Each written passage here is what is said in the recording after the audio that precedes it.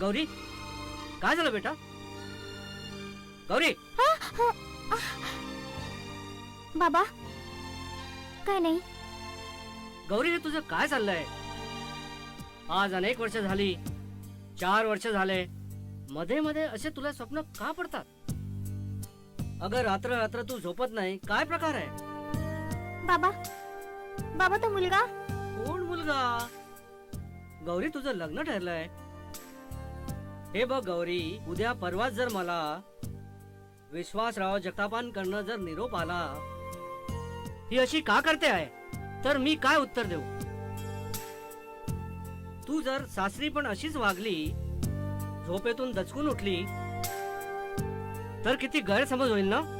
पण बाबा, म्हणजे मीच. बोल बेटा, बोल. हे कोण सुटायला हवं. शास्त्रीजी बोलले सर्व व्यवस्थित होणार. तू काही बोललीस का त्यांना? तुझ्या मनातलं जे काही आहे त्यांना तरी सांग. तेच यावरती काहीतरी मार्ग काढू शकतील, नाही का? नको ज्या कारणाने तुझं लग्न मोडलं. समजा लग्नानंतर काही अडथळा आला तर मी काय? आता बस झालं. तू उद्या शास्त्रीजींना विचार, नाहीतर आपण एखाद्या चांगल्या डॉक्टरला दाखवूया.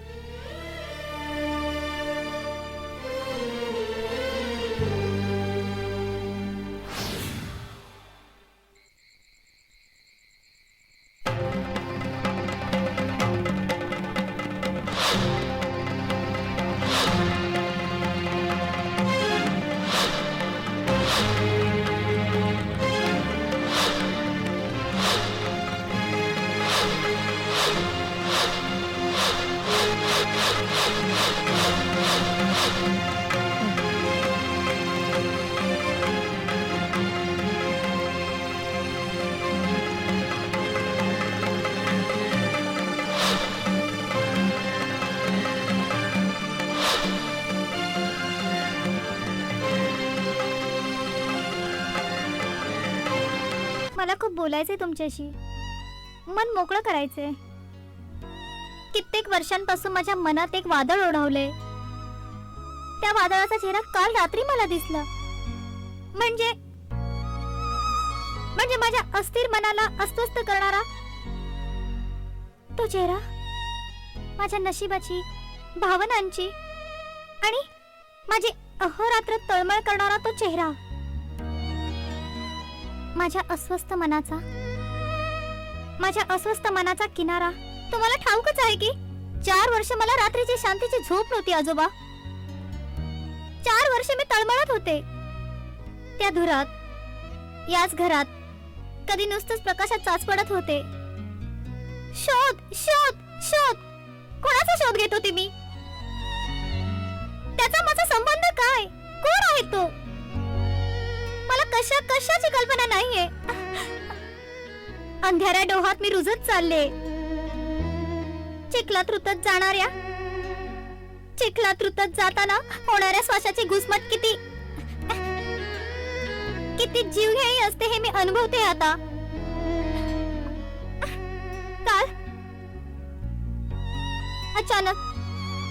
काल अचानक त्या अंधारलेल्या वाटा लख्ख उसळल्या. त्या प्रकाशात माझ्या डोळ्यासमोर आलेला चेहरा आणखीनच अस्वस्थ करणारा होता. आणि या अंधारात माझा विश्वास उधळवून टाकणारा तो चेहरा. विक्रम होता.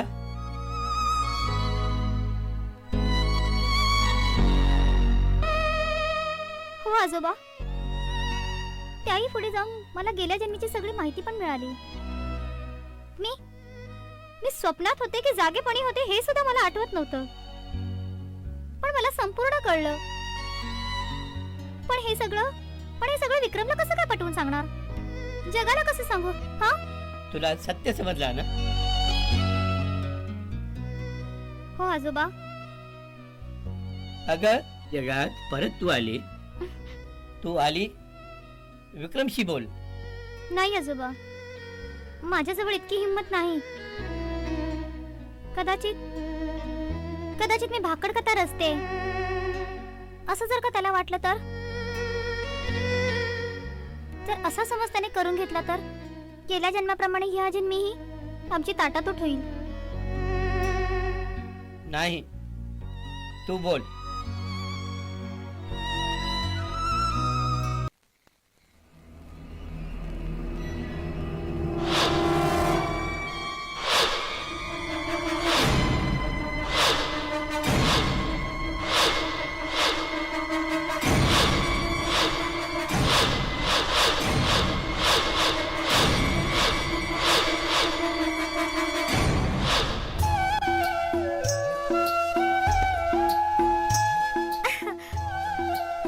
शारदा, अहो असं काय करता? कुणी बघील ना. बघू दे ना. अगं श्रीपादचीच आहेस तू. तुझ्या ओठांवरच्या तिळाची शपथ. 7 जन्म नाही तर पुढची 700 जन्म तू फक्त माझीच आहेस. प्रेयसी आहेस तू माझी. जीव आहेस तू माझा. माझा काळीज आहेस तू. गौरी, बोलल्याप्रमाणे चहा नाश्ता सगळं काही मीच बनवलंय. आजोबा नाश्ता करायला येत आहे ना? चला. गौरी चल ग. हो, ह्यांची मालिश होतच आलीये. हात धुते आणि येते.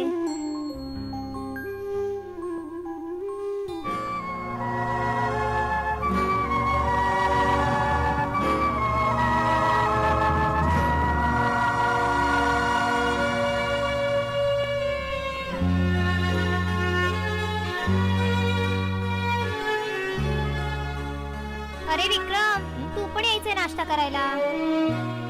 ऐकलंस का? अरे बाबा, येतोयस ना नाश्त्याला? गौरी तीच आहे का? पहिल्यांदा बघतोस की काय?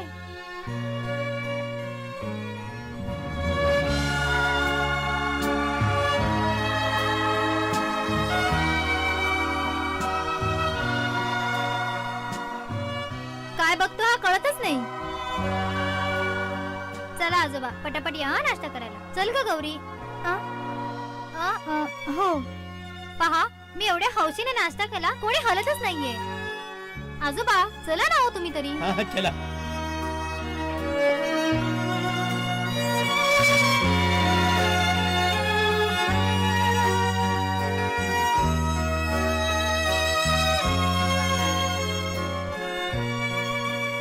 आणि आजोबा, आज गौरीबाईंचा मूड अगदी फ्रेश वाटतोय. हा काय गौरी, काय विशेष आहे वाटतं आज? म्हटलं तर आहे, म्हटलं तर नाही. ही ना बाई नेहमी कोड्यातच बोलते. मला काही हिची भाषा कळतच नाही. विक्रम, हा का गेला असा? आणि आजोबा हा ना अगदी वेगळाच वागतो कधीतरी. आता छान हसून बघत होता आणि आता पहा कसा गेला. आता पहा, एवढ्या मेहनतीने मी सर्वांसाठी नाश्ता केला. तुम्ही तरी लवकर या हा आजोबा. मी येतो. गौरी तू पण ये. मी घेते प्लेट्स नाश्त्याच्या. हा हो.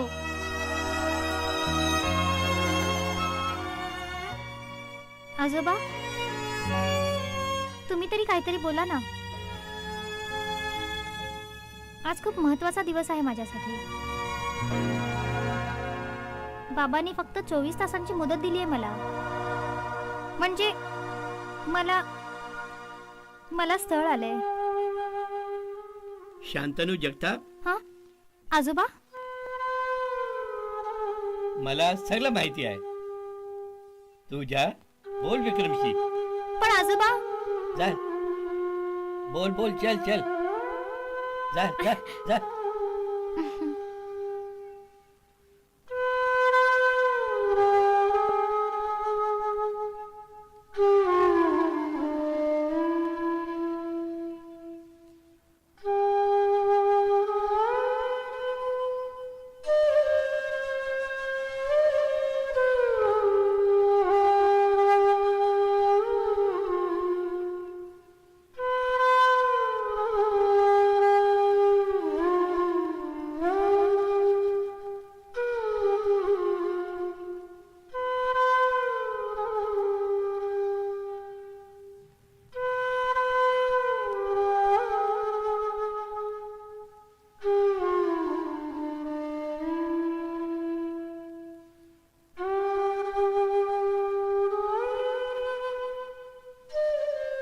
श्रीपाद, श्रीपाद बोल ना काहीतरी. हे बघ, तुला आठवलंय ना सगळं? आठवलंच असणार. तुझा चेहराच सांगतोय. श्रीपाद, जर का तुला सगळं आठवलंय तर तू सत्याचा स्वीकार का नाही करत आहेस? हा? हे बघ श्रीपाद, परत तीच चूक होता कामा नये. तुला आठवते ना? आठव श्रीपाद, आठव.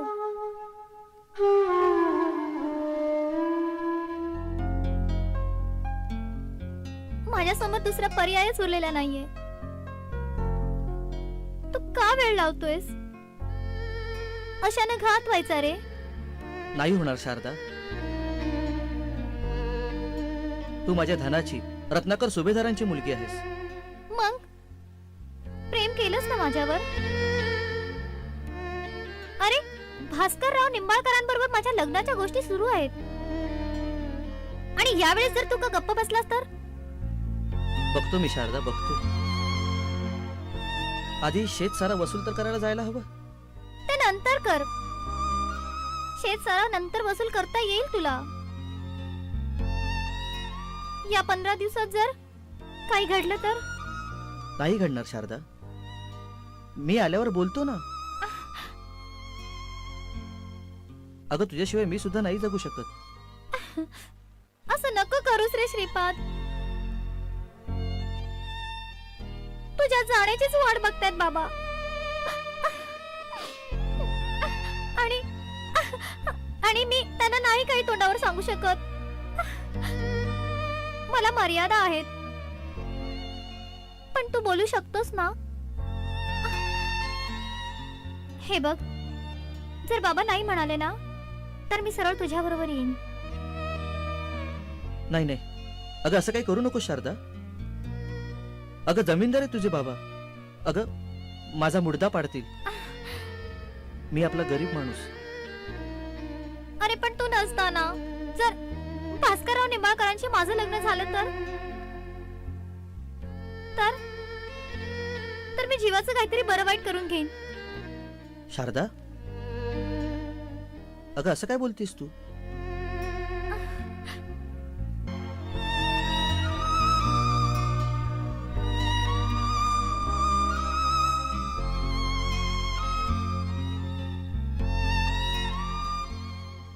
तेव्हा माझं ऐकलं नव्हतंस तू.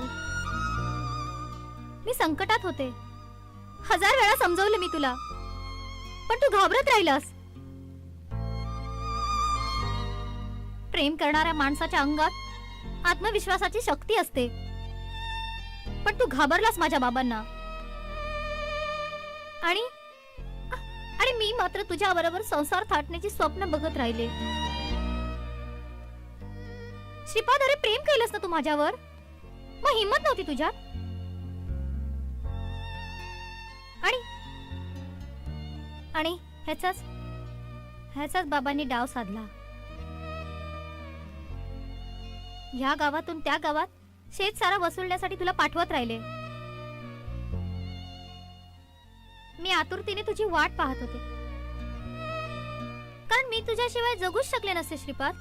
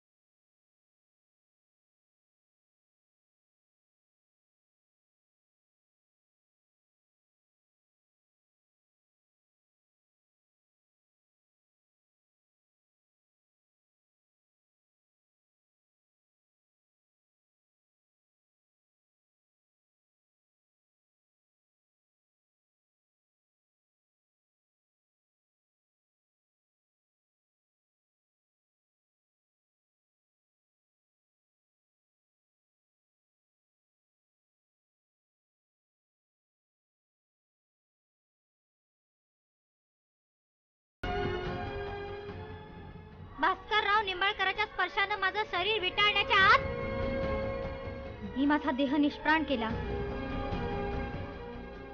आणि मग मात्र शोध सुरू झाला तुझा. श्रीपाद, श्रीपाद, अरे या जन्मात सुद्धा माझी परत तीच विधा अवस्था केली आहेस तू. काल काल मी बाबांकडून कसा बसा 24 तासांचा अवधी मागून घेतलाय रे. तू आज रात्रीपर्यंत निर्णय नाही घेतलास तर शांतनु जगताप नावाचं प्रश्नचिन्ह माझ्यासमोर उभं राहील. निर्णय तुला घ्यायचा श्रीपाद.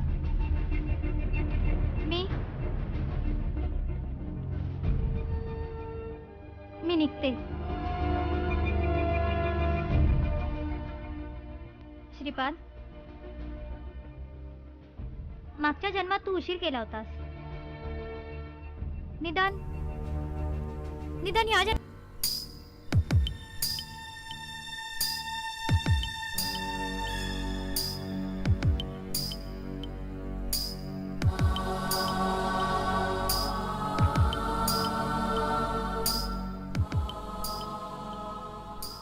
आजोबा, विक्रम, काय बोलायचे आहे? नाही म्हणजे बोलायचंय. चिठ्ठी कुठे आहे? आ? चिठ्ठी कुठे आहे? आहे ना, आजचीच तारीख आहे. वेळ रात्री 8:24. आजोबा, माझा निर्णय आता पक्का झालाय. मला लगेच गौरीला भेटायचंय. आय मीन गौरी नाही, शारदा. मला तुमच्यावर, तुमच्या शास्त्रावर, तुमच्या ज्योतिषशास्त्रावर, पुनर्जन्मावर पूर्णपणे विश्वास बसलाय. कारण आता शारदासाठी पुढच्या जन्मापर्यंत थांबण्याची आता माझ्यात ताकद नाहीये. मला पटलंय ज्योतिष हे शास्त्र आहे. चला आजोबा, उशीर व्हायला नको. आपण गौरीकडे जाऊ. मला लगेच गौरीशी लग्न करायचंय. लवकरातला लवकर मुहूर्त बघा. चला. अरे कुठेही जायला नको. दिगंबर, आलो आलो आलो आलो. या देशपांडे साहेब या. ये गौरी आहे. हा हा हा, फार छान. वा वा. गोदावरी, ए गोदावरी, अगं ये ग.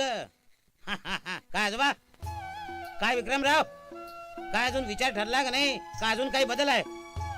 दादा, आता कसला विचार विचारतोयस? झालं आता, लग्न ठरलंय होय त्यांचं. ना? आता मुहूर्त काढायचा. वा वा वा. मग आपण इथे कशाला थांबलोय? आपण जाऊया आता. आपल्याला याद्या करायच्या आहेत, कोणाकोणाचं मानपान हे सगळं ठरवायचं आहे. काय श्रीखंड करायचं, काय शास्त्री बुवा, मुहूर्त लवकरात लवकर काढा आज संध्याकाळचा. आणि मेनू ठरवायला हवा. गोड काय करायचं, श्रीखंड, पुरी. तुम्हाला डायबिटीज नाही ना? हो चालतं सर्व. काय डायबिटीज चला, वगैरे आपण कशाला थांबलो इथे? चला. चला चला चला चला चला चला. या या या या या या या देशपांडे साहेब.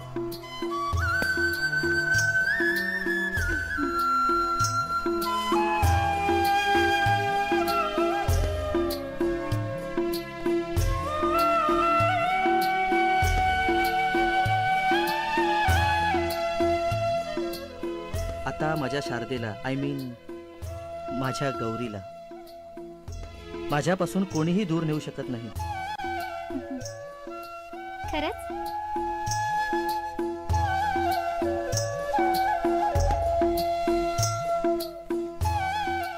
गौरी, तू अशीच जवळ राहा, खूप जवळ.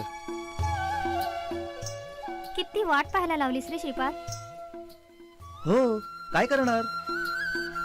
100 वर्षापूर्वी आजोबांना ज्योतिष कळतच नव्हतं. त्यावेळेला ते अभ्यास करत होते ना.